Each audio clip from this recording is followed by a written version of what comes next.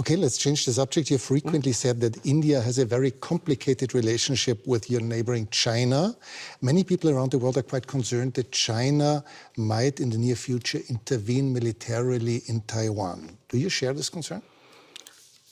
I think there's a larger concern which is based on our experiences.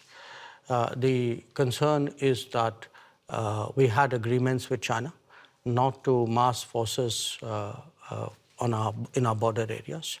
And they have not observed those agreements, which is why we have the currently tense situation that we do. We had an agreement not to unilaterally change the line of control, which they have tried to unilaterally do that. So there is, I think, a perception that we have, which derives directly from our experiences. Now, where else the status quo may change or not change, I would hesitate as a foreign minister to predict publicly. I may have my own views and assessments.